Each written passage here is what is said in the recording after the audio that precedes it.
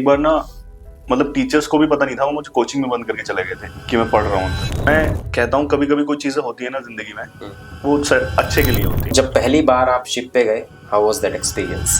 तो यहाँ पे मेरी थाई में ना जर्क आया, और वो ऐसा जर्क था कि मैं खड़ा नहीं हो पा रहा था, मैं चल नहीं पा रहा था। कि आपको जवाब देने की जरूरत ही नहीं होनी चाहिए, आप जवाब दो तो अपनी कामयाबी से दो। जितनी भी फोर्सेस हैं हमारे देश के अंदर, ऐसा कहा जाता है कि सबसे ज्यादा डिसिप्लिन वहाँ पे है। ये प्रोसेस तो काफी लंबा होता है, मतलब प्लेस ए से प्लेस बी तक जाना, it is a long process. तो कई बार बोरियत नहीं होती कि यार 10 दिन तक पढ़े हैं? उस बोरियत को दूर करने के लिए आप लोग क्या करते हैं? उन्होंने मेरे साथ जो भी किया वो उनकी फितरत थी, और जो मैं करता हूँ वो मेरी तरबियत है। लोगों को लगता है कि जब एक शहर छूटता है ना, कि भाई शहर ही तो छोड़ा है, शहर नहीं छूटता। जब शहर छूटता है ना, वहाँ पे कुछ लोग छूट जाते हैं आपके। वो पास वाली किराने की दुकान छूट जाती है, वो दूध वाला छूट जाता है, वो पड़ोसी जो आपको देख करके सुबह शाम नमस्ते करता है, वो सब छूट जाता है। इस मानने में हम कहीं ना कहीं ये भूल गए हैं कि इतना सब कुछ करने वाली औरत को भी अगर हम इज्जत नहीं दे सकते तो हम जीवन में शायद कुछ भी नहीं। अगर आप सच्चे दिल से माँ बाप की दुआएं लो, उनका दिल ना दुखाओ, ये सब करो, तो सच बता रहा हूँ, मतलब आप सक्सेस होने से आपको कोई नहीं रोक सकता।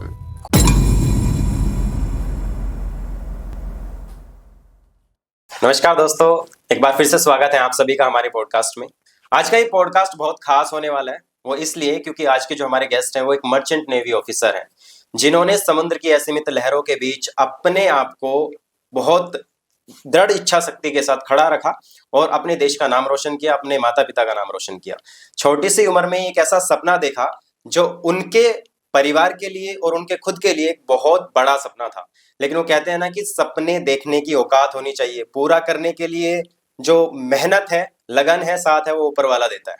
तो स्वागत करते हैं रेहान अशरफ जी का हमारे पॉडकास्ट में। कैसे हो सर? बहुत शुक्रिया भाई, मतलब मैं दिल से शुक्रिया अदा करता हूँ आपका। और ये जो आपने इंट्रोडक्शन दिया, आपने सही बात कही। बिल्कुल सपने अगर आप माँ बाप के लिए देखो, अपने पेरेंट्स के लिए, जैसे आपने बोला कि मैंने देखा जी, तो उनको पूरा करने की ताकत बिल्कुल ऊपर वाला देता है। रेहान भाई, हमेशा पॉडकास्ट शुरू करने से पहले मेरे मन में एक सवाल होता है, हर किसी व्यक्ति से पूछता हूँ, आपसे भी यही पूछूंगा कि हम जो भी करियर चुनते हैं उसके पीछे कोई ना कोई इंस्पिरेशन होती है। मैं एक मोटिवेशन स्पीकर हूँ, तो मुझे ये लगता था, मैं संदीप माहेश्वरी को देखता था कि यार क्या कमाल के व्यक्ति है, मैं ऐसा बनना चाहूंगा एक टाइम पे, उनके जैसा नहीं, अपने जैसा, लेकिन उनको देख करके। तो आपकी इंस्पिरेशन कौन थे? मेरी actually to be very frank कि मैंने ऐसा सोचा नहीं था कि मैं इधर जाऊंगा। ओके। बट मेरा एक सीनियर था, जब हम लोग कोचिंग कर रहे थे टिल 12th, तो हमारा यही था कि हमें इंजीनियर बनना है। Okay.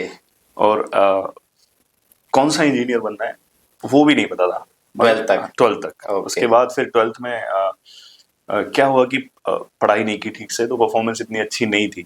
I got somewhere around less than 60%। तो आप तो एवरेज बच्चों में भी नहीं आ रहे हो। बिल्कुल, वहां से था। फिर जब हुआ ना, तो वो मेरे को एक बात लगी, जब पापा ने ये बोला कि वो जब मेरे इतने खराब मार्क्स आए, तो सिंपल सी बात है ना, मैंने पढ़ाई नहीं की। उसके बाद भी पापा ने ये नहीं बोला कि तुमने पढ़ाई नहीं की, उन्होंने ये बोला कि पेपर ही ज्यादा टफ आए थे इस बार। तो मेरे दिल को लगी यार कि मतलब एक कोई इतनी मेहनत आपके लिए कर रहा है, इतना भरोसा आप पर कोई कर रहा है, और आप नहीं दे रहे हो। आप कहाँ दो? 100% तो बहुत दूर की बात है। तो आप 50 बिलो 50 भी नहीं दे रहे हो आप। तो इट वाज कि यार आप कुछ करना चाहिए। फिर मैंने इतनी मेहनत की, वो जो 1 साल था मैंने कोचिंग भी करता रहा साथ में, और मैंने इम्प्रूवमेंट्स डाल दिए सारे सब्जेक्ट्स के। दोबारा से डाला 12th कि, और फिर मैंने इतनी मेहनत की कि एक बार ना मतलब टीचर्स को भी पता नहीं था, वो मुझे कोचिंग में बंद करके चले गए थे कि मैं पढ़ रहा हूँ अंदर। आपको इतना भी आइडिया? मुझे भी नहीं पता था कि मुझे बंद करके चले गए। मैं तरह खोया हुआ था मतलब पढ़ाई में। फिर मैं जब उठा पढ़ के, तो टीचर्स वहां थे ही नहीं, मैंने उन्हें बुलाया। फिर जब ये मेहनत की ना मैंने, फिर मतलब सब अच्छा हुआ। I got good marks, like maths में आई गॉट 95, फिजिक्स में आई गॉट 93। ग्रेट। और यहाँ पे एग्जाम दिया था मैंने जो मर्चेंट नेवी के लिए, तुलानी, जहाँ से मैंने की है ट्रेनिंग, वो एशिया का बेस्ट इंस्टीट्यूट है अभी भी। तो वहाँ पे भी सिलेक्शन हो गया। उसके बाद वहाँ पे जब 4 साल ट्रेनिंग की, वहाँ पे भी मैं टॉपर्स में रहा। उसके बाद मैं पीछे नहीं हटा। तो काबिलियत तो अंदर थी पहले से, मतलब आप पहचान नहीं पा रहे थे पहले? काबिलियत थी, लेकिन बात वही थी ना कि वो किक मिलनी चाहिए, वो कहीं से भी मिलता है, मोटिवेशन। और मैं मानता हूँ कि मोटिवेशन जो सबसे अच्छा मिलता है वो माँ बाप से मिलता है। आप अगर वो ये ना, कोई कहता है कि आप घर की परेशानी और माँ बाप की मुसीबत देखकर भी अगर खुद को मोटिवेट नहीं कर सकते तो फिर क्या ही चीज आपको मोटिवेट। जो आपने अभी बात बोली है, अभी 2 साल पहले मेरा एक सेमिनार था, तो वो बच्चों को मैं वहाँ पे एड्रेस कर रहा था। मैंने सेम लाइन बोली थी कि भाई जिसको अपने घर की स्थिति दिखती है ना, उसको बाहर से मोटिवेशन की जरूरत नहीं पड़ती। एग्जैक्टली। चलिए रियान भाई, मैं ये जानना चाहता हूँ कि कब ज्वाइन किया मर्चेंट नेवी? मेरा सिलेक्शन हुआ 2011 में। 2011 में 2011 में सिलेक्शन हो गया? सिलेक्शन हुआ। क्योंकि मैं इंजीनियर ऑफिसर हूँ, सो हम इंजीनियरिंग की मैंने 3.5 साल तक इंजीनियरिंग, मतलब वहीं पे ट्रेनिंग हुई। और फिर 6 महीने होती है। 6 महीने पार्ट ऑफ द ट्रेनिंग, मतलब पार्ट ऑफ द डिग्री का था, हमें शिप पे जाना हुआ, तो वो फिर कंप्लीट हुआ। 2015 में फर्स्ट टाइम मैं ऑन बोर्ड गया शिप पर। ये तो अमेजिंग है। मतलब आपने अभी थोड़ी देर पहले बताया कि 12th तक ये भी नहीं पता था कि कौन सी इंजीनियरिंग करनी है, फिर जॉब भी मिली। वो एक्चुअली देखिए रास्ते ना खुद से बन जाते हैं। मैं कहता हूँ कभी कभी कोई चीजें होती है ना जिंदगी में, वो अच्छे के लिए होती है। मेरे अगर 12th में अच्छे मार्क्स आ गए होते फर्स्ट टाइम में, 70 आ गए होते, 75, तो शायद मैंने कोई इंजीनियरिंग चूज कर ली होती और मैं कोचिंग नहीं करता। मैं कोचिंग में गया, एक सीनियर था मेरा, तो वो उसने अप्लाई किया था, और फिर उसी में जो उसका सिलेक्शन हो गया, उसकी यूनिफॉर्म वगैरह देखी तो बहुत कि नहीं अब तो हमें यही करना है। फिर और ज्यादा मेहनत की और फिर आप देख ही रहो। 2015 में जब पहली बार वर्दी पहनी, तो ऐसे कहते हैं कि वर्दी की खुशबू ना शरीर में रह जाती है। कई बार मैंने सुना है क्रिकेटर्स को ये कहते हुए, और जिनका काफी बड़ा सपना होता है आर्मी ज्वाइन करने का, जैसे मेरे मामा का बेटा है, यंगर ब्रदर है, वो लेफ्टिनेंट है, तो वो भी बोलता है कि जब पहली बार वर्दी पहनी ना तो एक अलग मतलब उसकी खुशी होती है। तो पहले दिन का मुझे आप अपना अनुभव बताइए। यूनिफॉर्म तो हमें ट्रेनिंग से ही मिली थी, जो ट्रेनिंग में ही हम पहुंचे। सो जो फर्स्ट डे था, यूनिफॉर्म तो हमें तभी मिल गई, लेकिन फिर हमारी एप्लेट सेरेमनी होती है कि जब हमको ऑफिशियल एप्लेट्स दिए जाते हैं, तो वो एक अलग ही फीलिंग थी। वो बैच में वो मतलब एक था यूनिफॉर्म करो, मैं उसको एक्चुअली एक्सप्रेस नहीं कर सकता कि क्या मैं फील कर रहा था उस टाइम। घर से किस किस को बुलाया आपने उस दिन? घर से एप्लेट सेरेमनी में कोई नहीं आता है। नहीं आता है? घर से आते हैं जब लोग हम पास आउट होता है, पास आउट तब परेड में? हाँ तब जाते हैं। Okay, when you called your parents. या ग्रेट। और जब पहली बार आप शिप पे गए, हाउ वाज दैट एक्सपीरियंस?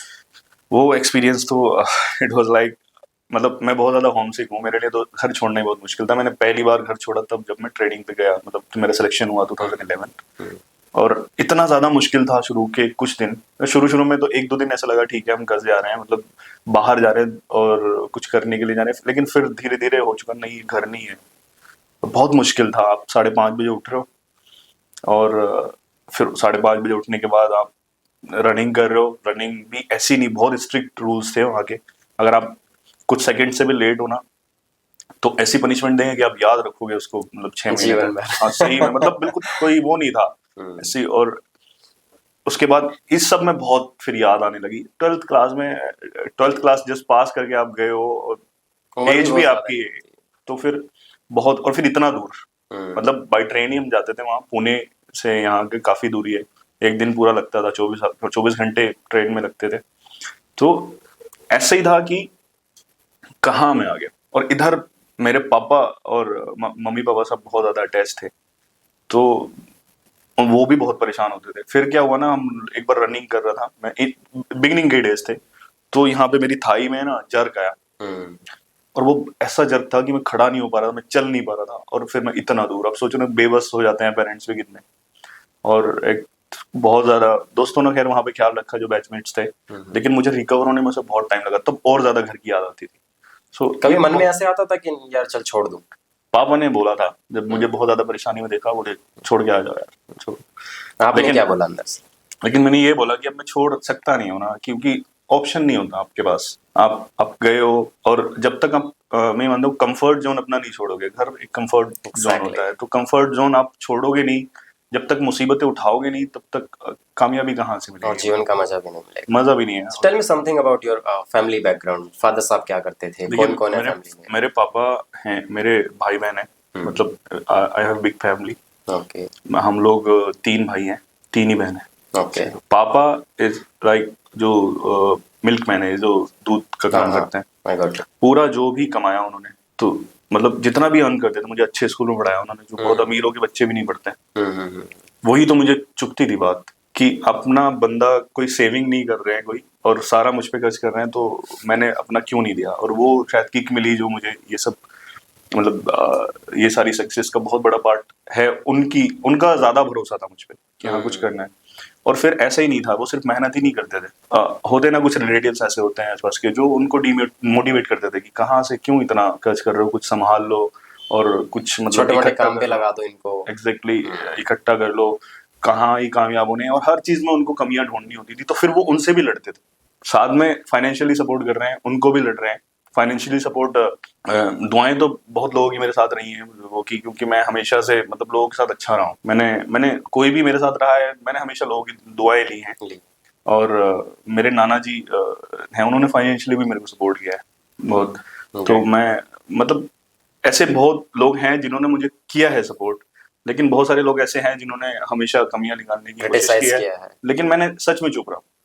एक ऐसे टाइम आया है मेरी लाइफ में कि सामने से कोई मेरे पापा की इंसल्ट कर रहा है और मैं सच में कुछ नहीं कर पा रहा हूँ, लेकिन पापा ने भी उसमें ऐसा रिएक्ट कोई नहीं किया कि हाँ हमें उनसे कुछ कहना है।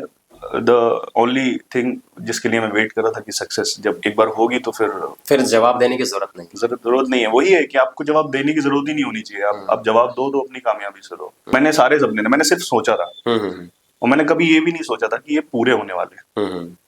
तो ये ऐसे सपने की मैं एक अच्छा सा घर बना के दूंगा, ऐसे सपने की एक अच्छी कार लेके दूंगा या अच्छी लाइफ होगी। मेरे पापा मेहनत में बहुत ज्यादा बिलीव करते हैं, वो अभी भी मेहनत करते हैं। मैं उनसे बोलता हूँ कि अब बैठो, अभी मैं कमा रहा हूँ अभी। वो कहते हैं नहीं यार मैं अभी करूंगा, अभी मैं तुम्हारे कंधों पे बोझ नहीं डाल रहा और तुमसे मांगता हुआ मैं अच्छा नहीं लगता, मैं अभी भी पापा से मांग लेता हूँ उनसे। तो इट्स लाइक हमारी बॉन्डिंग बहुत अच्छी है, बॉन्डिंग अच्छी है। और बाकी दो ब्रदर्स क्या करते हैं? बाकी एक भाई है मेरा, नीट की प्रिपरेशन कर रहा है, छोटे हैं क्योंकि मैं सबसे बड़ा हूँ फैमिली में। ग्रेट। और एक मेडिकल में है। सो एक नेवी ऑफिसर की लाइफ में सबसे स्ट्रगलिंग पॉइंट क्या रहता है? स्पेशली जब आप शुरू करते हैं, जब आप फर्स्ट टाइम, जैसे मैं ट्रेनिंग पर गया तो मेरे लिए वो 4 महीने लाइक 4 साल के जैसे थे। वो ऐसा स्ट्रगल था कि मुझे समझ नहीं आता था, टाइम ही नहीं स्पेंड होता था कि मैं क्या करूं। अभी तो we are used to it और इतना डिफिकल्ट भी नहीं होता है। मुश्किल है, आसान नहीं है, बिकॉज आपको अगर कोई इतनी बड़ी सैलरी दे रहा है तो ऑफ कोर्स आपसे काम लेगा और आपकी वो एबिलिटी होनी चाहिए कि हाँ आप इमरजेंसी सिचुएशन में आप हैंडल कर लो चीज़ों को। सो आसान नहीं होती है, लेकिन जो शुरू की लाइफ होती है बेसिकली, जो ट्रेनिंग फर्स्ट टाइम जाते हैं, वो बहुत टफ होती है। एक और सवाल यहाँ पे, जो आपके सीनियर्स होते हैं, ऐसा अमूमन होता है, आप चाहे स्कूल में है, कॉलेज में है, किसी भी फील्ड में, सीनियर्स थोड़ा बहुत तो मजे लेते हैं जूनियर्स के। तो आपके साथ कभी ऐसा हुआ कि रैगिंग या मजे लेने वाली चीज? जब फर्स्ट टाइम हम जाते हैं, हमारी एक इक्वेटर सेरेमनी होती है जब फर्स्ट टाइम हम शिप पे जाते हैं। तो बाय एनी चांस वो हमारी फर्स्ट टाइम में नहीं हुई, लेकिन वो हर एक जो भी जाता है मर्चेंट नेवी में उसके साथ होती है। इक्वेटर जब हम सी में इक्वेटर क्रॉस करते हैं ना, तो वो कि उस कुछ मजे लिए जाएंगे आपके। तो वो जब ट्रेनिंग पीरियड में थे हमारी नहीं हुई। फिर जब हम फर्स्ट टाइम ऑफिसर बनकर गए तब कैप्टन और इन सब लोगों को पता लगा, सब लोग, की हमारी नहीं हुई है, क्योंकि उसके बाद हमें सर्टिफिकेट मिलता है। वो सर्टिफिकेट दिखाओ, नहीं है हमारे पास। तो फिर हमारे साथ हमारे बाल ट्रिम किए गए सारे ट्रिमर से, और वो अजीब अजीब सी वेजिटेबल्स और एग मिक्स करके उसका सूप बना के पिलाते हैं, कहीं डुबकियां लगवाते हैं। सब करना पड़ता है। करना पड़ता है, मना नहीं कर सकते। ये सब लोगों ने किया है, जो हमारे सीनियर्स हैं उनके साथ भी हुआ है। तो हम it's like part of our life, तो करना पड़ता है। बट पार्ट है लाइफ का। बट एक, चूंकि हम तो यूपी वाले हैं, आप भी एक छोटे से कस्बे से हैं यूपी से, मैं भी छोटे से कस्बे से हूँ, तो हमारे अंदर तो यूपी वाला लौंडा जाग जाता है इतनी देर में कि यार नहीं वो देखिए, यूपी वो जागना चाहिए यूपी वाला लौंडा, लेकिन आप क्या करोगे उनके सामने? क्या ही, सीनियर्स हैं, वो सीनियर्स हैं। और आप अगर चाहते हो कि आपके जूनियर आकर आपको रिस्पेक्ट करें तो आपको रिस्पेक्ट करनी पड़ेगी ना, करनी पड़ेगी पहले तो। बट जब आप सीनियर बन जाओगे तो क्या आप यही सब करोगे या आपका कुछ थोड़ा सा अलग?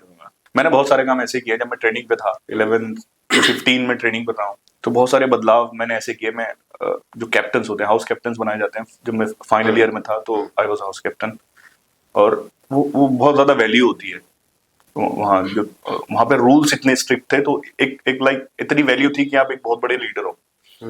सो मैंने बहुत सारे रूल ऐसे चेंज किए। जब हम फर्स्ट ईयर में थे, हमारे यहाँ सीनियर्स का इतना बड़ा रोल चलता है ना यहाँ पे ट्रेनिंग पर भी, कि अगर हम जाते थे ना दोपहर में, तो हमें बस यूज नहीं करनी दी जाती थी जब हम हॉस्टल से और वहां जाते थे अपने कॉलेज एकेडमिक्स के लिए। तो बस यूज नहीं करने था, धूप में 1-1.5 किलोमीटर चलना पड़ता था। पैदल जाओ। हाँ, तो फिर हम कंप्लेंट करते थे। एक हमारे कमांडर थे कृष्णमूर्ति सर, अब हमने उनको कंप्लेंट की कि सर ये तो कोई बात नहीं होती ना, हम मतलब हम भी फीस दे रहे हैं यहाँ पे तो और हमको बस यूज नहीं करने दे रहे हैं। तो वो बोल रही कि यार हम कुछ नहीं कर सकते इसमें, लेकिन तुम अपने जूनियर्स के साथ ऐसा मत करना। और ये बात याद रखना। अब 4th ईयर में जब आता हूँ, ये सोचो ना, उनको 4 साल तक ये बात याद रही। 4th ईयर तक मैं आया तो एक जूनियर मेरे पास आया और बोल रहे सर हमने कृष्णमूर्ति सर से क्लास में ये बोला। अब देखो ना, उनसे फिर फर्स्ट ईयर ने वही सवाल पूछा जो मैंने पूछा था कि हमने पूछा कि सर आप जो है ना हम क्यों बस से नहीं आते हैं हम ये सब। तो उन्होंने याद था, उन्हें 4 साल तक बोला, उन्होंने बोला रेहान को जाके बोलना ये बात। उसने बात मेरे को बोली आगे और मेरे को सच में वो इतनी लगी ना कि मैंने पूरा वही चेंज करा दिया फिर से, सबको बस से जाने लगे। ग्रेट, ये लीडर की क्वालिटी होती है। सो मेरा नेक्स्ट क्वेश्चन ये है कि जितने भी फोर्सेस हैं हमारे देश के अंदर, ऐसा कहा जाता है कि सबसे ज्यादा डिसिप्लिन वहाँ पे है। एक नॉर्मल व्यक्ति की जीवन में इतना ज्यादा अच्छा डिसिप्लिन नहीं हो। आप उस डिसिप्लिन के बारे में क्या कहना चाहोगे और लोग उससे क्या सीख सकते हैं? देखिए, फोर्सेस की बात आई, उनका तो एक अलग लेवल है। अगर हम डिफेंस में जाएं तो जो इंडियन नेवी है इनका तो एक अलग ही है। लेकिन आप यहाँ मर्चेंट नेवी में आए ना, तो मैंने कहीं अगर देखा है, बहुत सारी जगह आप सुनते हैं ना रूल्स हैं, जैसे किसी स्कूल में जाते हैं रूल्स हैं लेकिन फॉलो नहीं होते या कुछ ना कुछ ब्रेक होते हैं। इंडिया में तो होते हैं, लेकिन मैंने जहाँ देखा है कि वहाँ रूल्स हैं और रूल्स फॉलो होते हैं, वो मैंने मेरी ट्रेनिंग पे देखा है। इट्स लाइक है तो है। मैंने आपको अभी बोला ना कि अगर कुछ सेकंड्स आप लेट हैं तो वो पनिशमेंट दिखेगी कि आप याद रखोगे। आप मुझे कुछ पनिशमेंट्स बताओ ना, कैसे कैसे क्या क्या कराते हैं? अरे हम मतलब आई डोंट नो आपको पता भी होगा कि नहीं। हम नहीं, मुझे नहीं पता, इसलिए तो पूछ रहा हूँ। डक वॉक करते थे, मतलब बैठ के ना बैठे बैठे जंप कर रहे हैं और जंप करके राउंड लगाने पूरे ट्रैक फील्ड का। कितना एरिया उसका होता होगा? आप track field is around like 300 metres का एक राउंड अगर लेते हैं तो वो सेम डक वॉक ही करना। हाँ, डक वॉक ऐसे जंप कर करके जा रहे हैं, थक नहीं रहे हैं और मतलब थक भी रहे, गिर भी रहे, फिर भी कर रहे हैं। ओके, एक ऐसा था कि कुछ और पनिशमेंट्स जो आपको मिली हो? क्यों ऐसा रहता था, जैसे कभी हम कहीं पकड़े जाते थे किसी चीज में तो फिर क्वार्टर मास्टर ड्यूटीज लगती थी हमारी। वो क्या होता है? जो हमारे हॉस्टल्स के बाहर एक ड्यूटी रहती थी एक कैडेट की, हमेशा वो खड़ा रहेगा और असिस्ट करता है वार्डन को, कोई आ रहा है या लोग में कुछ हो रहा है। तो अगर कोई पनिशमेंट मिलती थी ज्यादा या फिर कुछ ऐसा पकड़ा जाता तो फिर हाँ ठीक है, आपकी 1 हफ्ते की 2 हफ्ते की या 1 महीने की क्वार्टर मास्टर ड्यूटी आप करोगे आगे। आप कहीं भी जाओ कुछ भी करो, लेकिन वहाँ टाइम पर आके आपको करना है। और ऐसी बहुत सारी पनिशमेंट थी जिससे लोग बचते थे। लोग बाहर खड़ा कर दिया मास्टर। कई बार मैंने पनिशमेंट से भी छुटाया। एक बार मैं लीव पे आ गया था घर, शादी अटेंड करनी थी मुझे, तो मैं जब वापस गया, क्योंकि मेरी बहुत रेस्पेक्ट करते थे जब मैं कैप्टन बना था, तो और मैंने आपको बताया कि अच्छी खासी पावर होती है। तो मैंने देखा कि वो पनिशमेंट में घूम रहे हैं। उनका बॉयलर सूट्स होता था जो नॉर्मली हम शिप पे भी पहनते हैं, वो एक फुल सूट होता है तो वो हम पहनते हैं नॉर्मली वर्किंग टाइम। तो वो पहन के वो राउंड लगा रहे हैं, हाथ पीछे करके ऐसे राउंड लगा। मैंने उनसे पूछा क्या हुआ, उन्होंने बताया, फिर मैंने रिक्वेस्ट करके उनको छुड़ा दिया। वो कभी भी याद कर लेते हैं इस चीज को। अगर कोई ये वीडियो देखेंगे ना, वो याद करेंगे कि हाँ मैंने छुड़ाया। वो बताते थे कि मैं जब वहां से आ गया, जब दूसरे कैप्टन बने, तब भी वो लोग ये स्लोगन्स लगाते थे कि हमारा कैप्टन कैसा हो, रेहान से। ग्रेट। अच्छा, कोई ऐसी शरारत बताओ जो आपने जानबूझ के की और फिर पकड़े गए हो वहाँ पे? मैं नहीं था इन सब में, मेरे बैचमेट्स ने की थी। देखने से भी नहीं लग रहे आप ऐसे शरारत वाले होंगे। मैं नहीं था। कभी मन किया ही नहीं ऐसे शरारत करने का? नहीं, मेरे कभी हमारे ना जैसे कोई शरारत वगैरह में पकड़ा जाता तो क्रेडिट और डिस्क्रेडिट पॉइंट मिलते थे, तो मेरे कभी डिस्क्रेडिट पॉइंट नहीं मिले 4 साल में। अब तक नहीं मिले? ग्रेट। चलिए, सो डिसिप्लिन के बारे में हमने बात की, तो लोगों को ये समझना चाहिए शायद अपने निजी जीवन के लिए भी कि डिसिप्लिन इज गुड। बिल्कुल, बहुत जरूरी। तो आपका डेली रूटीन में मतलब what is your work process? आप करते क्या है, बेसिक आपका काम क्या होता है? देखिए, ये लोगों को आप बताओ थोड़ा। ये जो अभी बताया कि 2 डिपार्टमेंट रहते हैं शिप पे, 20 से 25 लोग होते हैं, 8 ऑफिसर्स होते हैं उसमें। आप 8 से ज्यादा होते हैं अगर आप इलेक्ट्रिकल ऑफिसर्स की बात करो तो जो 4 ऑफिसर्स हैं जी, basically captain, chief mate, second mate and third mate, वो लोग हैं जो शिप को नेविगेट करते हैं जी। और बाकी इंजीनियर्स हैं जी, जो बेसिकली मशीनरी को संभालते हैं, उसके ऑपरेशंस, मेंटेनेंस और कंट्रोल्स जितने भी हैं। जो शिप पे जितनी भी मशीनरी होती है उसको इंजीनियर्स ही संभालते हैं, engineer officers, chief engineer, second, third and fourth engineer. उसके बाद इलेक्ट्रिकल ऑफिसर्स होते हैं, जो कोई इलेक्ट्रिकल वो होता है तो वो संभालते हैं। हमारा जो मेनली वर्क है एज ए इंजीनियर ऑफिसर वही है कि मशीनरी को देखना है, ऑपरेशंस, मेंटेनेंस और कंट्रोल्स जितने भी हैं, और बाकी मैन्यूवरिंग होती है। जब जैसे हम किसी पोर्ट पे जा रहे हैं या किसी पोर्ट से निकल रहे हैं तो वो मैन्यूवरिंग बोलते हैं उस पार्ट को, कि हम मैन्यूवर करके जा रहे हैं। तो उसमें हमारी ड्यूटीज लगनी है। चीफ इंजीनियर हमेशा वहाँ रहेगा और हम भी रहते हैं वहाँ, एक न एक इंजीनियर वहाँ रहेगा।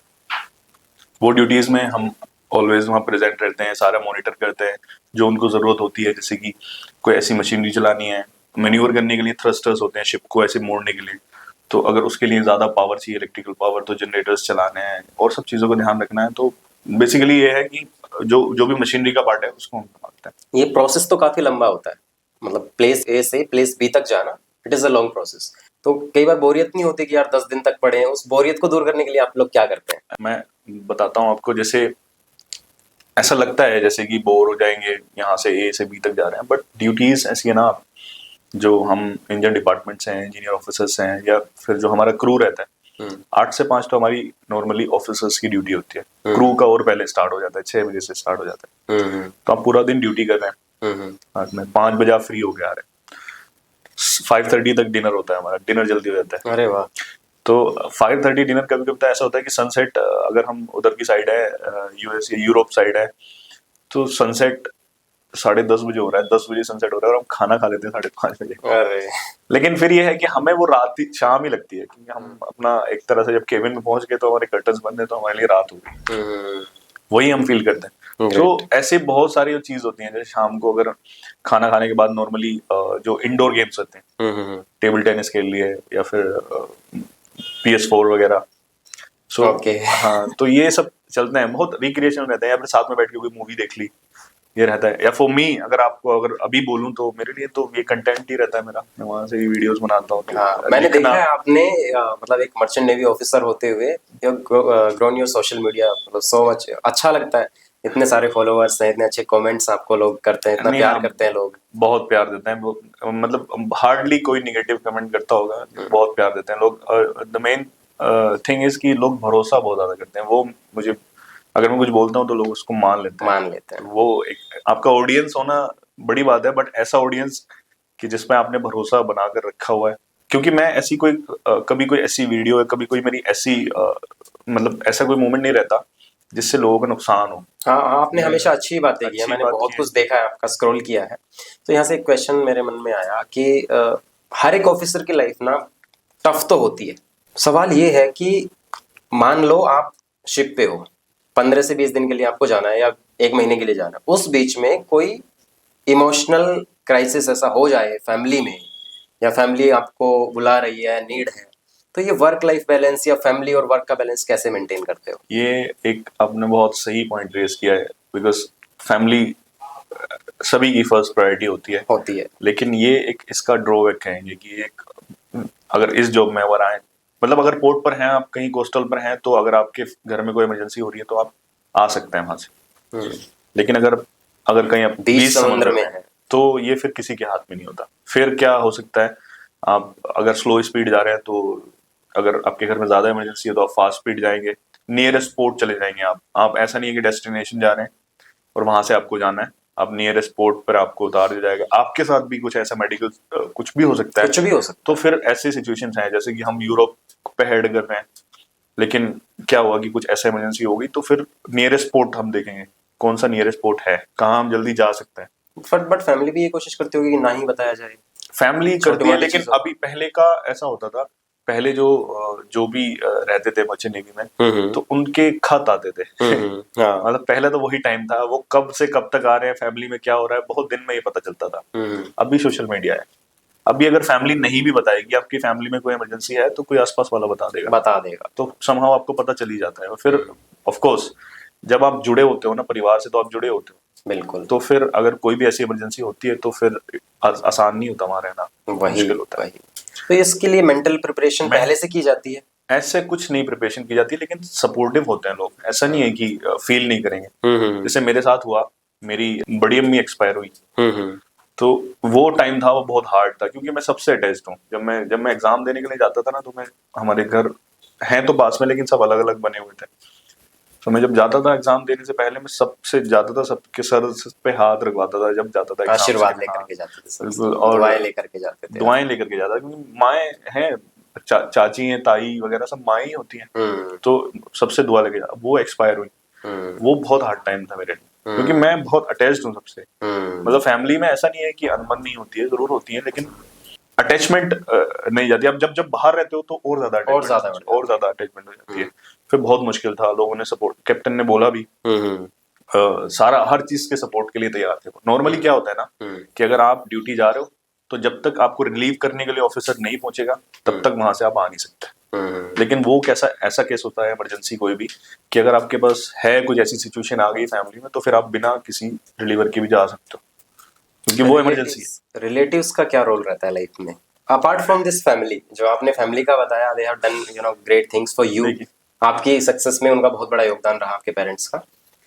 मैं रिलेटिव्स के बारे में आपके विचार जानना चाहता हूँ, मेरे तो देखिए थोड़े से अलग है। रिलेटिव्स सबकी लाइफ में सभी सभी जानते हैं रिलेटिव्स के बारे में। अच्छे, मैंने आपको बताया भी कि नाना जी ने मेरे बहुत सपोर्ट किया मुझे।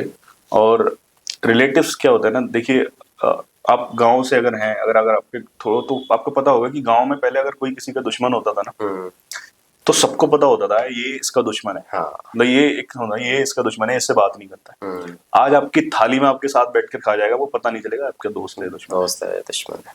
पहले मतलब ऐसा होता था कि अगर गांव से जैसे कोई जा रहा है ना, रेलवे स्टेशन भी छोड़ने जा रहा है किसी को, तो रो देते थे लोग, आंसू आंसू आ जाते थे, गांव से कोई जा रहा है। आज कब्रिस्तान छोड़ के आ जाते हैं, मरने के बाद लोग भी। हंसते रहते हैं अब कि उसमें। तो ये फीलिंग्स है। रिश्तेदारों का एक ऐसा रोल है, मैं आपको बताऊं, रिश्तेदारों ने बहुत सारे, मैं सबको नहीं बोलूंगा, लेकिन बहुत सारे रिश्तेदार जिनको मैं सबको जानता हूँ, सबकी चालाकियां, ठीक है, सब पता होता है। आप ये बात बेहतर जानते हो, सब कुछ पता होता है हमें। लेकिन वो है कि आप वक्त का इंतजार करते हो, पूरी कोशिश है कि एक डार्क टाइम आता है जिंदगी में, सबके आता है, कि उसके बाद आपकी जिंदगी बदलती है। जब मैंने पूरी ट्रेनिंग कर ली और एग्जाम देना होता है फिर हमें प्रमोशन के लिए ऑफिसर्स के, तो फिर मैं एग्जाम देने लगा। तो उस पीरियड में मैं लगभग 1.5 साल घर पे था। तो अब अपने हिसाब से लोगों ने बातें बनानी शुरू की कि क्या फायदा इतनी मेहनत करने का, ये सब करने का, अब तो कुछ है ही नहीं, नौकरी वोकरी। तो लोगों ने बातें बनानी शुरू की। लेकिन फिर एक पार्ट आता था कि माँ बाप का पार्ट आता था कि नहीं है सुनने की जरूरत, हमें भरोसा है। उन लोगों ने ऐसी, और सब लोगों को जानता हूँ, मेरे रिश्तेदार जो मेरे अपने सोकोल्ड अपने कहते हैं ना, सबने मजाक बनाई कि आप मतलब तो क्या है, नौकरी, इतना सारा पैसा खर्च किया और अपने माँ बाप के ऊपर इतना कर्ज करा दिया, और मतलब कुछ नहीं है, अभी घर पे पड़ा हुआ है। हाँ, तो ये सारी बातें। लेकिन जब वो टाइम आया तो फिर वो डार्क टाइम था मेरी लाइफ का। वो तो आपने फिर लिटरली, उनको जवाब क्या दिया?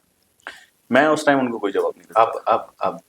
अब भी नहीं देता मैं। मेरी एक छोटी फितरत है कि मैं सबको जानता हूँ कि किसने मेरे साथ क्या किया। बात करते हो उनसे? बात करता हूँ, हाँ। उन्होंने मेरे साथ जो भी किया वो उनकी फितरत थी, और जो मैं करता हूँ वो मेरी तरबियत है। So मैं कंपेयर नहीं करता। अगर मैं उनके साथ जैसा करने लगूँ तो फिर मुझ में और उनमें क्या फर्क रह जाएगा। एक बात मैंने आपके सोशल मीडिया पे आपके ज़बानी सुनी, मुझे बड़ी अच्छी लगी वो बात, मैं दोबारा से सुनना चाहता हूँ। यहाँ पे आपने बोला था कि ऐसा नहीं है कि बेटियां ही पराई होती, आपने कहा कि बेटे भी पराये हो जाते हैं। बिल्कुल बिल्कुल। ये बहुत बड़ी बात है। मतलब ये फील कराने लगते हैं पेरेंट्स। मैं बहुत ज्यादा, आपने मेरे जब देखे होंगे वीडियोस के थ्रू, मैं हमेशा पेरेंट्स को प्रायोरिटी देता हूँ, क्योंकि ऑब्वियसली पेरेंट्स वो हैं जिनकी वजह से हम दुनिया में आए।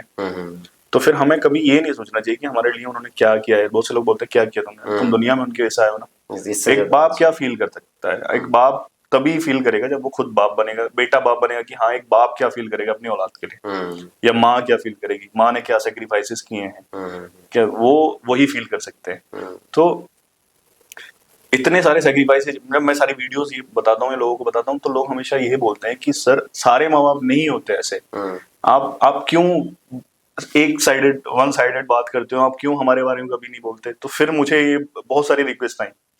तो और स्पेशली जब सास जैसे होते हैं ना, अब किरदार होते हैं। हाँ। सर किरदार होते हैं, किसी भी, अगर हम किसी भी औरत का किरदार देखेंगे तो माँ सबकी अच्छी होती है, राइट। मेरी माँ बेस्ट माँ है, बहन भी अच्छी होती है, लेकिन माँ जब किरदार में आती है सास के, राइट, वही माँ वही माँ। अब तो अगर मैं वही बोलता हूँ, अगर आपको देखना हो कि हाँ ये बेस्ट है, कोई लेडी अगर बेस्ट है, तो वो सारे किरदार में बेस्ट होनी चाहिए। वो अगर माँ सास के किरदार में आ रही है तो पता चलेगा कि हाँ, कि वो कैसा बिहेव कर रही है बहू के साथ, कितना उसको अपना समझ रही है। क्योंकि माँ तो सबकी अच्छी होती है, हमारी माँ अच्छी है, बहन भी अच्छी होती है, लेकिन बहन जब ननद के किरदार में आ गई तो फिर वो कैसा रिएक्ट कर रही है अपनी भाभी के साथ या कैसे रह रही है। मैं बस ये कहता हूँ, देखिए जब आप कोई भी आप जब कमाते हो, जब मैंने कमाया तो मेरी जब फर्स्ट सैलरी आई ट्रेनिंग पे, तो सबके उसमें ये होता है कि फैमिली के लिए कुछ करें हम। करें। सब यही रहता है, कुछ जब लेकर जो के मिडिल जाएं। क्लास लोअर मिडिल क्लास से बड़े हुए लड़के होते हैं उनका यही रहता है कि वो परिवार के लिए कुछ करें। और कभी सच में मैंने अपने लिए नहीं, अभी भी नहीं सोचता, अभी भी नहीं सोचता। मेरे मेरे जो मैं अपने लिए कुछ खरीदता हूँ या कुछ जबरदस्ती बोल बोल के खरीदवाया जाता है। तो जब इतना परिवार के लिए सोचते हैं, बहुत सारे लड़के घर छोड़कर चले जाते हैं, दूर रहते हैं, आसान नहीं होता। आप अगर घर से बाहर मैं रहे तो हो बहुत रहा हूँ। तो आप सोचो ना, आसान नहीं होता। आसान नहीं होता। घर घर होता है। घर, अगर आपके सर में दर्द है, आपसे पूछने वाले 1000 लोग हैं। आपके बाहर सर में कोई- दर्द है, चाय आपके लिए बना देते हैं या कुछ ऐसा कर लो या सर दबा देते हैं। बाहर आपको फीवर भी है, आप कितना बीमार हो कौन पूछेगा आपको कुछ। ये मतलब पूछने वाले लोग नहीं होते, डिफरेंस होता है इन सब चीजों में। तो फिर एक टाइम आता है, अब वो कुर्बानियां दे रहे हैं। स्पेशली मेरे पास जो रिक्वेस्ट आते हैं ना, वो बड़े बच्चों के आते हैं। क्यों? क्योंकि वो सबको कुर्बानियां दे रहे हैं। ठीक है, इतनी मेहनत कर रहे हैं, वो जानते हैं। ठीक है, पेरेंट्स ने किया अपना काम, सबके पेरेंट्स करते हैं, जो हमारे पेरेंट्स हैं उनके पेरेंट्स ने भी किया, और शायद हम जब होंगे हम अपना रोल निभाएंगे। लेकिन जो इतना निभा दिया, इतना कर दिया, और इतना करने के बाद पेरेंट्स इज्जत करवाते हैं। बड़े बेटा हो या बहू हो या कोई भी हो, उसकी इज्जत करवाते हैं पेरेंट्स।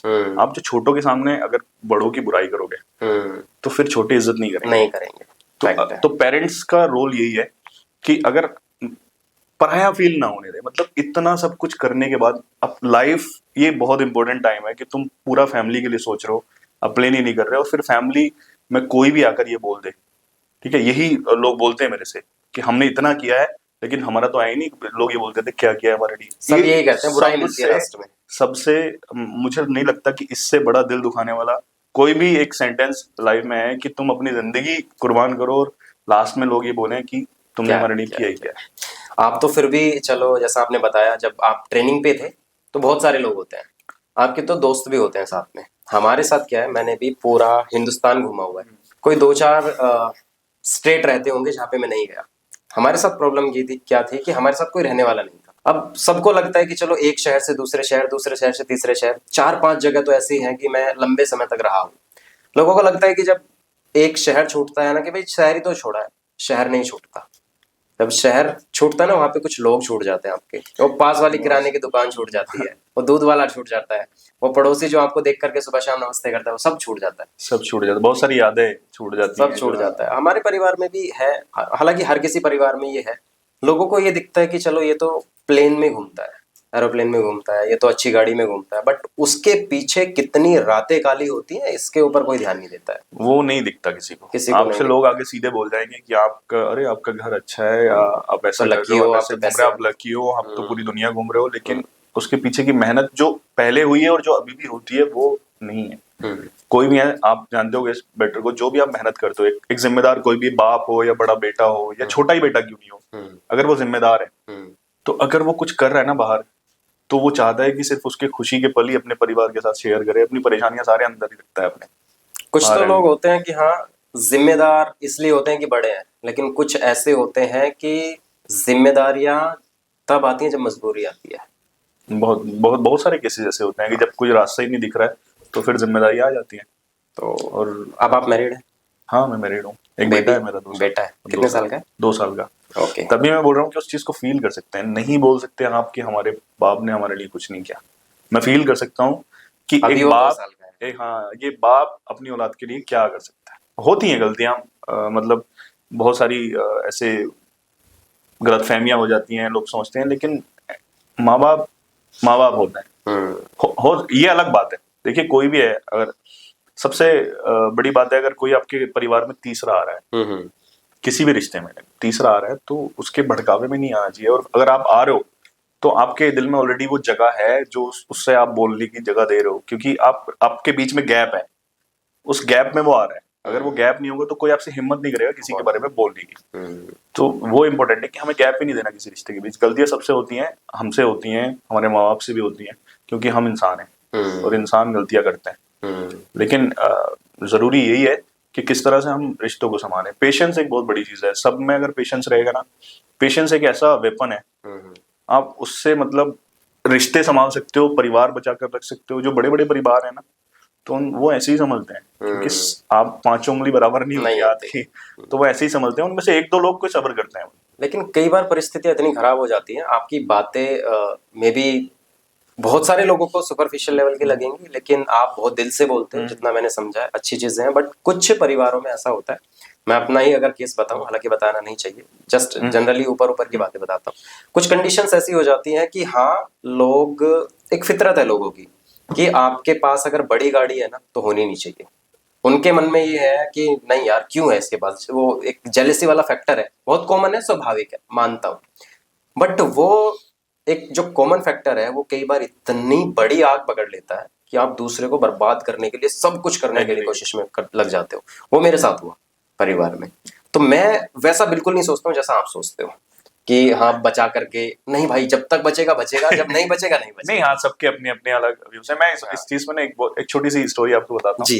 एक जो 2 रिलेटिव थे जी। तो एक रिलेटिव ना दूसरे के घर जाता है जी। और देखा कि उसके घर में सब कुछ है यार, खाने पीने का अच्छा है, वो अच्छे से रह रहा है, हंसी खुशी रह रहा है। तो उसने पूछा क्या हुआ ऐसा? उसने बोला मैं बहुत सारी इबादत करने लगा हूँ, तो ना एक वो आता है, जिन मेरे पास आता है और वो बोलता है कि क्या चाहिए आपको? मैं बोलता हूँ ये खाने का चाहिए, मुझे ये चाहिए, वो सब दे देता है। बोला अच्छा ऐसा होता है?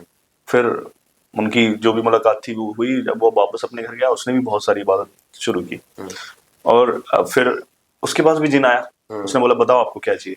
बोले मुझे कुछ नहीं चाहिए, जो मेरे दोस्त के पास था ना वो सब छीन ले मैंने। हाँ, ये होता है। अपनी खुशी जो रहता है ना, लोग अपने दुख से परेशान नहीं है, दूसरे की खुशी से परेशान है। ये फैक्ट है। हाँ, एक छोटी सी स्टोरी मुझे भी याद आई। एक बार क्या था कि गांव था बड़ा पुराना सा, तो वहां पे ना लाइट नहीं थी। तो कोई एक ठीक आदमी जो मेहनत करता है, आप जैसा हम जैसा व्यक्ति, जिसने मेहनत करके कुछ कर लिया, तो वो बाजार से जाकर के दिया खरीद लाया। ठीक है, वो दिया ऐसा था कि वो चार्जेबल था या जैसे भी था। तो रात को लाइट चली गई, पूरे गांव में अंधेरा, लेकिन उसके घर में रोशनी है। अब लोगों के पास 2 रास्ते हैं, या तो इसका दिया भी बुझा दो या तुम बाजार जाकर के ऐसे ही ले आओ। अपने दिया भी होगा। लेकिन पहले वाला रास्ता लोगों को ज्यादा आसान लगता है। लोग ये काम करते हैं। बिल्कुल सही बात। ये एक साइकोलॉजी, इससे आपने भाग नहीं सकते, ये चीज है, ये आती है लोगों में, ये परेशानी होती है और ज्यादातर अपनों को परेशानी होती है जो करीबी होता है। चलिए आगे बढ़ते हैं। आजकल के जो यंग एस्पायरेंट्स हैं, जो आप जैसे ऑफिसर्स बनना चाहते हैं, आप उनको क्या सलाह देंगे कि इस फील्ड को चुनने से पहले किन किन चीजों का ध्यान रखें? देखिए, मैं स्पेशली कहता हूँ अगर आप मेरे फील्ड में आना है तो और बहुत सारे वेज हैं, क्रू बन के भी आप जा सकते हैं। लेकिन मैं चाहूंगा और मैं हमेशा सजेस्ट भी करता हूँ कि ना आपको ज्वाइन करना है तो आप ऑफिसर बन के ज्वाइन करिए। बहुत से लोगों के दिल में डाउट रहता है कि मतलब इन्फ्लुएंसर्स हैं, कुछ बहुत गलत इन्फ्लुएंस कर रहे हैं जो मर्चेंट नेवी में, फॉलोअर्स के लिए, लाइक्स के लिए, कि आप 10th में हैं, आपके आई साइड इतना है, मेडिकली फिट है तो आप ज्वाइन कर सकते। उसके बाद का कोई नहीं बताता जी कि क्या होना है जी। एक कोर्स रहता है, जीपी रेटिंग कोर्स के नाम से रहता है, जो भी इसमें करता है ना, तो उसके बाद जॉब का पता नहीं होता कि मिलनी है नहीं मिलनी है जी। ये बहुत बड़ा, पूरी इंडिया में एक भी इंस्टीट्यूट ऐसा नहीं है जो 100% बोल दे कि हाँ हमारे आज हम जो ना आपको जॉब दे देंगे जीपी रेटिंग करने के बाद। और फिर इतने सारे लोग कर रहे हैं, करने के बाद कोर्स, अभी मैं इतने सारे मैसेज दिखाऊं आपको कि लोग बोलते हैं सर हमने कोर्स कर लिया, इतने सारे पैसे दे दिए, अब हमारे पास पैसे नहीं है, अब और ज्यादा पैसे मांग रहे हैं, हमें जॉब नहीं है हमारे पास। तो ये किसके, आप जीपी रेटिंग करो ही मत। मैं बोलता हूँ अगर कोई आता है मेरे पास कि आप सर जीपी रेटिंग कर सकते हैं, नहीं, जीपी रेटिंग मत करो। अगर आप ऑफिसर्स का कोर्स अफोर्ड कर सकते हो तो ऑफिसर बन के जाओ, अदरवाइज कोई और काम करो। तो मैं सजेस्ट करूंगा कि अगर आप तो कि उसमें है भी नहीं ना, आप जीपी रेटिंग करके जा रहे हो, क्रू ही रह जाओगे। आप ऑफिसर्स का कोर्स कर रहे हो, प्रमोट होते होते एटलीस्ट कुछ तो मिलेगा लाइफ में, वहां पे सिर्फ आप क्रू बन के रह जाओगे। बहुत कम चांसेस है, 1000 में से एक कोई मेहनत करता है, एग्जाम देता है और वो जाके ऑफिसर बनता है, अदरवाइज बहुत कम चांसेस रहता है। चलिए, हमने आपके एजुकेशन के बारे में बात किया, पेरेंट्स के बारे में बात किया, आपकी सफलता के बारे में बात की। इसके बाद कुछ और सेगमेंट्स हैं हमारे पॉडकास्ट में जिसके बारे में बात करेंगे, लेकिन उन सेगमेंट से जाने से पहले एक छोटा सा सवाल हो रहा है, आप सफलता को कैसे देखते हैं? मैं जितने भी लोगों से मिलता हूँ हर किसी से सवाल पूछता हूँ, हर किसी के मायने अलग है। आप के लिए सफलता क्या है? देखिए, मैंने 2 पॉइंट्स इसके लिए बोलूंगा जी सक्सेस के लिए। एक तो मैं पहले एक चीज बताता चलूं कि सेटिस्फैक्शन होना बड़ा जरूरी है लाइफ में। मतलब ये नहीं कि हमेशा तुम किसी भी लेवल पे पहुंच जाओ और आप हमेशा ईगर, नहीं मेरे पास ये नहीं है, मेरे पास ये नहीं है, मुझे ये करना है, ये करना है, तो फिर आप आपका सक्सेस होने का कोई मतलब बनता नहीं कि आप हर बार आप खुद सुकून ही नहीं है आपके अंदर। मेरा ये मतलब है कि आप एटलीस्ट सुकून रखो। ये नहीं कि आपको आगे नहीं बढ़ने की चाहत नहीं हो, सब रखो, लेकिन एक बार सुकून रखो, शुक्र अदा करते रहो जो तुम्हारे पास है, क्योंकि बहुत लोगों के पास नहीं है। ये और सक्सेस मेरी यही है कि मेरे हिसाब से जो मैं सक्सेस देखता हूँ कि जब आपके नाम से लोग आपके माँ बाप को जानने लगे और बोलने इससे लगे बड़ी कोई कि हाँ पहचान नहीं होती। कि हाँ यार ये पापा आगे बोलते हैं। और ये लोग तो हर तरह से, अभी सोशल मीडिया पे भी, इसको छोड़िए, लेकिन सोशल मीडिया पे भी बहुत सारे लोग हैं जिनके माँ बाप शर्म फील करते हैं बहुत सारे फॉलोअर्स होने के बाद भी कि मैं नहीं पहचाना जाऊँ अपने बेटे के नाम से। वो ऐसे वल्गर, ऐसे कंटेंट्स बनाते हैं कि सब रहता है। लेकिन अगर कोई मेरे पापा आगे बोलते हैं कि उसने ऐसे बोला या वो ऐसे बोल रहा था, या फिर लोग कमेंट्स में भी बोलते हैं कि आपके माँ बाप ने जो अपब्रिंगिंग की है आपकी वो बहुत अच्छी की है, तो फिर और क्या ही लाइफ में चाहिए। ये अच्छा लगता है। जब भी मैं कभी गाँव जाता हूँ मुझे भी कई बार ऐसे कॉम्प्लीमेंट सुनने को मिलते हैं, बट आपका एक ओरा अलग है, आपका एक लेवल अलग है।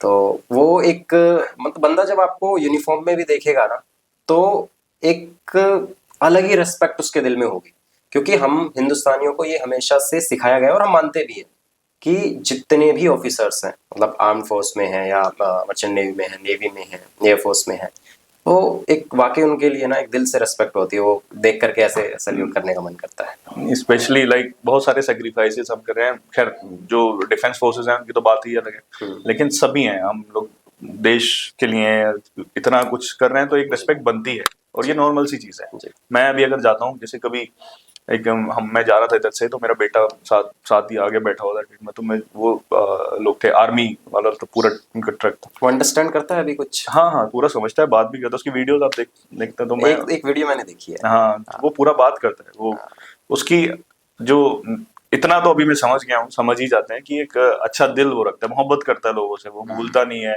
या फिर जैसे छोटे बच्चे आ जाते हैं उन्हें जाने नहीं देता है वो कहीं। तो एक चीज है ना, जिस एनवायरनमेंट में रहते हो या ब्रिंगिंग रहते हो, लोग बोलते हैं कि जब आपका बेटा है तो फिर आपके जैसा होगा।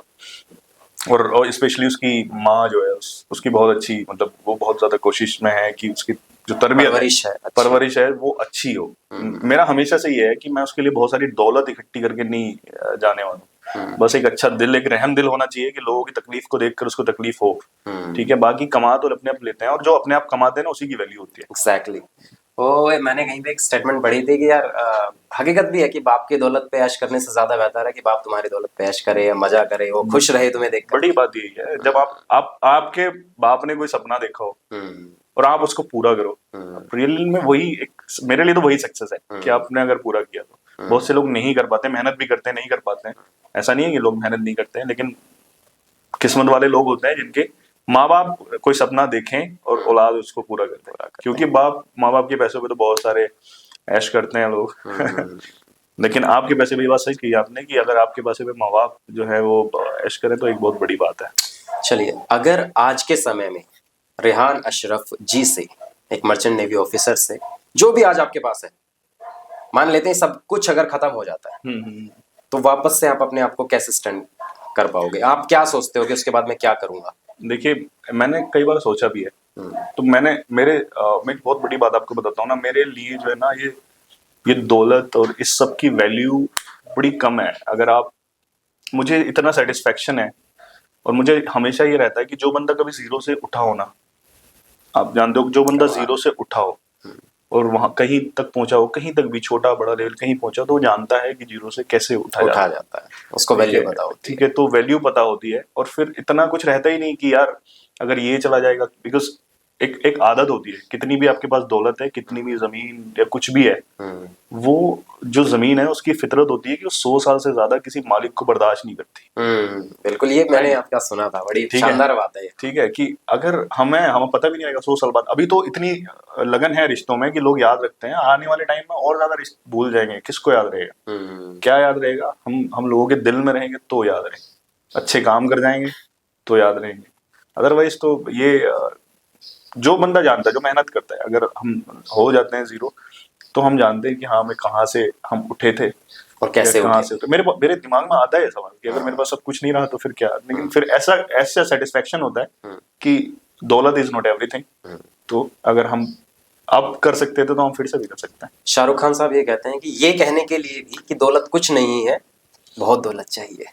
बिल्कुल बिल्कुल। और खासकर जब जब लोग मुझसे मिलते हैं ना, लिटरली कभी आते हैं, जब मैं घर जाता हूँ रोज कोई ना कोई आता है मिलने के लिए, बाहर भी मिल लेता है, तो हमेशा मैं एक आई थिंक मुकेश नाम था, 2 लोग आए मेरे से मिलने के लिए। फ्राइडे था, मैं नमाज के लिए जा रहा था।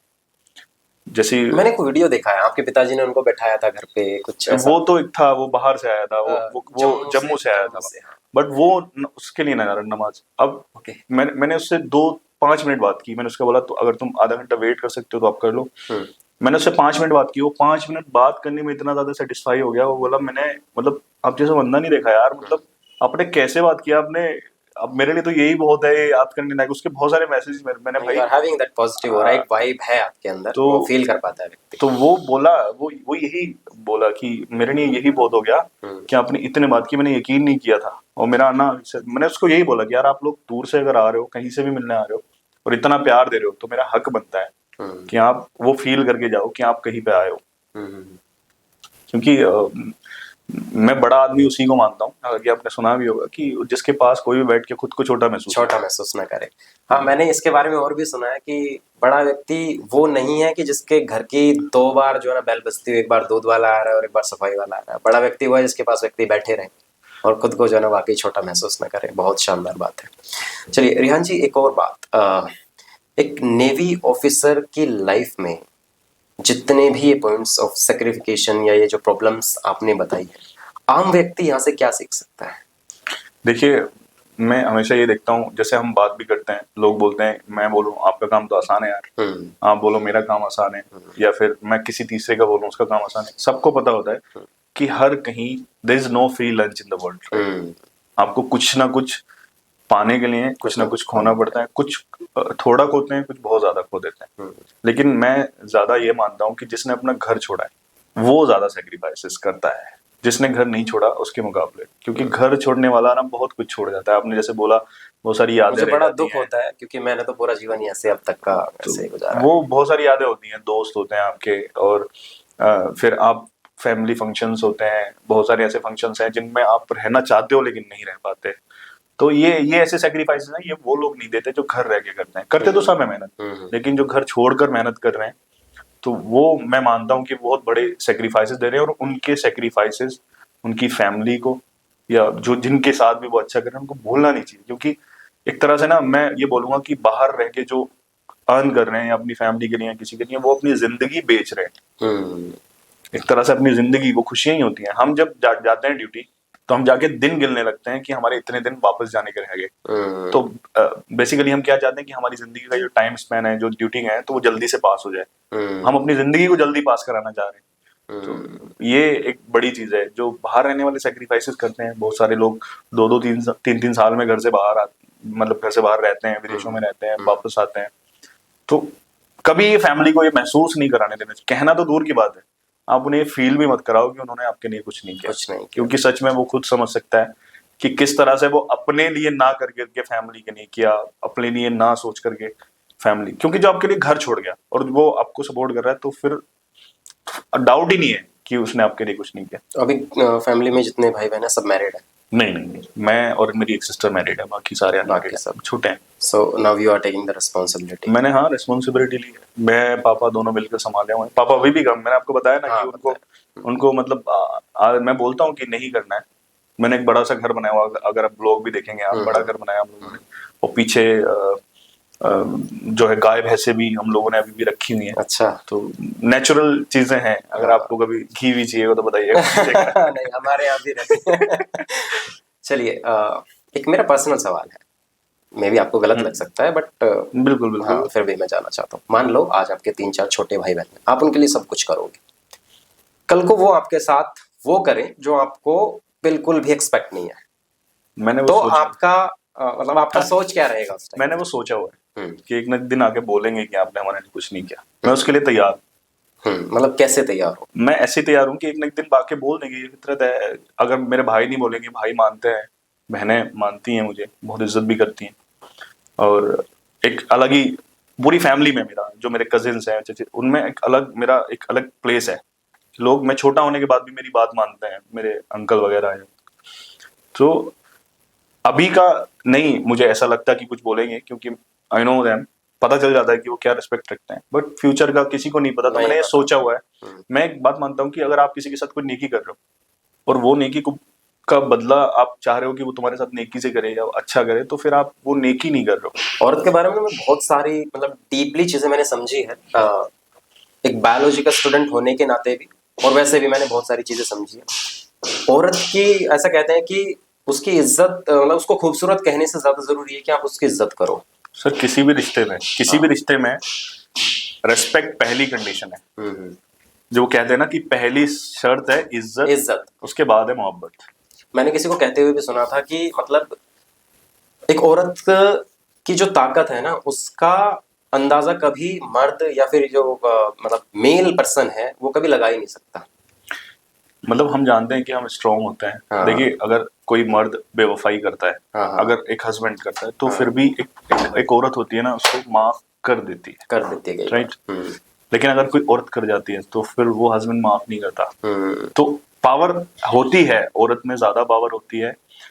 इतने सेक्रीफाइसेस यार, मतलब जो एक औलाद को अपने 9 महीने पेट में रखना है और फिर उसको पैदा करना है, अगर सिजेरियन अभी तो चल रहे हैं उनके सारे, ये एक माँ बहुत कुछ बर्दाश्त करती है। पोस्टमार्टम जो रिकवरी होती है बहुत मुश्किल होती ये है। माँ, और जब वो वाइफ एज अ वाइफ है, तो आप कितने भी अपने माँ बाप के अच्छे हो, कितनी भी अच्छी औलाद है माँ बाप के पास, कुछ भी है, लेकिन माँ बाप के जो बुढ़ापा होता है, जब ओल्ड एज में आते हैं, तो एक दूसरे के जो काम आ सकते हैं ना, वो कोई नहीं आ सकता। बिल्कुल सही बिल्कुल, बात। वो एक ऐसा टाइम होता है कि वो, मतलब आप रिप्लेस नहीं कर सकते।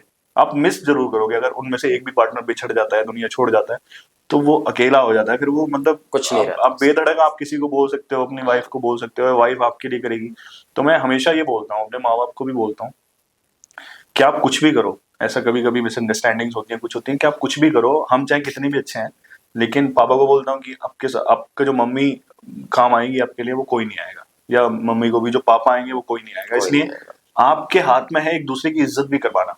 आप कुछ भी सोचो, लेकिन जो जो मिसअंडरस्टैंडिंग्स हैं वो अपनी साइड रखो, लेकिन अपनी आपस में ऐसा रखो कि, क्योंकि तुम एक दूसरे के सबसे इम्पोर्टेंट हो, अपने लिए, एक दूसरे के लिए। क्योंकि अगर आप ऐसा करोगे तो फिर, और बहुत सारे केसेस ऐसे होते हैं कि कितने मैंने ऐसे सुने हैं कि वो बोलती हैं तुम्हारे बाप के घर में जब से आई हूँ, ऐसे कितने सारे केस आपने सुने होंगे, तब से मेरा ये हाल है, और मैं तो बड़े ऐसे में हाँ, मैं तो वहां रहती थी और सब मेरी जिंदगी बर्बाद हो गई। तो आप अपनी भी कदर खराब कर रहे हैं। आप बच्चों को सिखा रहे हैं कि बाप ने तुम्हारे कुछ नहीं कुछ किया है नहीं और किया। कुछ नहीं करने, तो बाप बच्चे ऐसे ही करेंगे, कदर नहीं करेंगे। मुझे एक बड़ी शानदार सी बात याद आई है, डॉक्टर विकास दिव्या कीर्ति को आपने सुना होगा, उन्होंने बहुत सुंदर बात कही थी कि एक बच्चे के पैदा होने में आदमी की यानी हमारी भूमिका कुछ मिनटों की है। उसके बाद 9 महीने तक उसका पालन पोषण औरत को करना है। उसको जन्म देते वक्त उसको अपनी जिंदगी को दांव पे लगाना है, तब एक बच्चे को जन्म देना है। और फिर उसकी परवरिश के आने वाले 2-3 साल जो होंगे, वो एक मर्द से ज्यादा एक औरत उस बच्चे के साथ बिताती है, सब कुछ करती है, उसको दूध पिलाना, उसका पालन पोषण करना।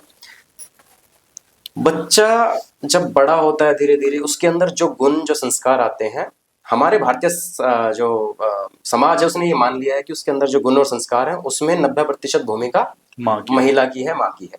कल को वो कुछ गलत करेगा, सही करेगा, तो उसके जो ठहराव जिम्मेदारी है वो महिला को दे दी जाएगी। इस मानने में हम कहीं ना कहीं ये भूल गए हैं कि इतना सब कुछ करने वाली औरत को भी अगर हम इज्जत नहीं दे सकते तो हम जीवन में शायद कुछ भी नहीं कर सकते। नहीं, माँ क्या बोलते हैं ना, इन इस्लाम, माँ के पैरों के नीचे जन्नत है। अगर माँ बहुत बड़ी हस्ती है, मतलब मैं आपको बताता हूँ, आजकल लोग, हम इस्लाम में क्या होता है, दरगाह जा रहे हैं, दूर दूर जाते हैं। जब प्रॉफिट मोहम्मद सल्लल्लाहु अलैहि वसल्लम का जमाना था, तो आप सोचो ना, हम लोगों से मिलने जाते हैं, हज पे जा रहे हैं, दूर जा रहे हैं, सब जा रहे हैं, वहां जाके हमारी दुआएं कबूल होंगी। ये बहुत बड़ी बात मैं आपको बता रहा हूँ, माँ का क्या होता है। तो उनके ना एक सहाबी बोलते थे, मतलब सहाबी जो उनके साथ रहते हैं, मतलब सहाबी उन लोगों को बोलते हैं जिन्होंने उन टाइम में अपनी आंखों से उनको देखा है, तो साथ रहे, जो मुस्लिम्स थे। और एक थे करण देश था, तो उसमें उवैसे करनी उनको बोलते थे, उवैस नाम था, उवैसे करनी मतलब करण के उवैस थे। तो वो उस टाइम के, मतलब हम लोग जाते हैं मिलने के लिए, जो ये अल्लाह वाले लोग हैं इनसे मिलने जाते हैं, दरगाह जाते हैं, वो प्रॉफिट, एक बहुत बड़ी बात, प्रॉफिट से मिलने नहीं आए। एक बार आए थे, वो मिले नहीं। वो उनसे मिलने नहीं आए क्योंकि उनकी माँ जो थी ना, वो देख नहीं पाती थी, उनकी खिदमत करते थे, इसलिए वो उनसे मिलने नहीं आए। अब ये बहुत बड़ा पॉइंट है, हमारे घर में लोग बीमार हैं, माँ बाप बीमार हैं, परेशान हैं, उनको छोड़कर हम कहीं जाके दुआएं मांग रहे हैं, कहाँ जाके कहाँ कबूल होनी है। वो नहीं आए, और फिर जो प्रॉफिट ने पता है क्या बोला, उनका क्या मुकाम था, मतलब खुदा की नजरों में उनका क्या मुकाम था कि वो अपनी माँ की इतनी रेस्पेक्ट करते थे, माँ की इतनी खिदमत करते थे। खुदा का मकाम था कि वो वैसे करनी से बोलना कि सब लोगों के लिए दुआ करें। मतलब ये प्रॉफिट ने लोगों से कहा, जो सहाबी लोग थे, कि वैसे करनी मिले ना तो उनको बोलना सब लोगों के लिए दुआ करे। क्यों? क्योंकि खुदा ने उसको मकाम ऐसा दिया है कि वो अपनी माँ की खिदमत करता है।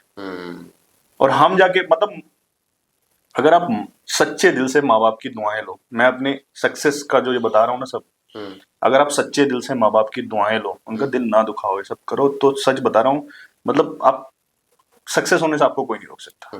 कोई मतलब आपको पीछे नहीं मिल सकता। फिर कितनी भी निगेटिव एनर्जीज आए, माँ बाप की दुआएं तो मैं अर्श को चीर जाती है, ऐसी दुआएं होती हैं अगर अपनी औलाद की नहीं हो। सो बहुत बहुत धन्यवाद रियान अशरफ जी। बहुत शुक्रिया आपका, मुझे बहुत, सच में बहुत अच्छा लगा। और आप बहुत अच्छे इंसान हैं, आपकी फैमिली से मिलकर भी बहुत अच्छा लगा। Thank you. और कभी रहे तो फिर घर आइएगा आप। बिल्कुल।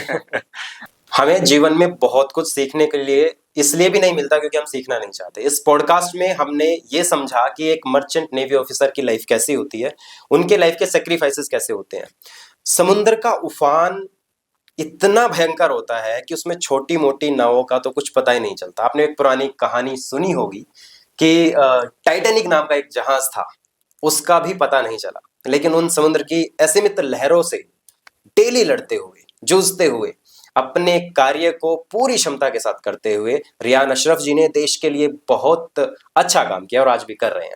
हमारे जैसी यंग जनरेशन या आप जैसी यंग जनरेशन उनसे बहुत कुछ सीख सकती है। और इतनी बड़ी कामयाबी के पीछे का राज केवल ये नहीं है कि उसके पीछे उनकी मेहनत है, बल्कि उनके परिवार की मेहनत है, उनके विचारों की मेहनत है, उनकी अच्छी सोच है और उनकी ये समझ है कि हाँ, अपने परिवार के लिए अपने माँ बाप को किस तरीके से आपको देखना चाहिए, कैसे उनकी खिदमत करनी चाहिए। और मैं उम्मीद करता हूँ इस पॉडकास्ट से आप बहुत कुछ सीखेंगे और हमारे साथ बने रहिए हमारे चैनल पर। तब तक के लिए जय हिंद, जय भारत।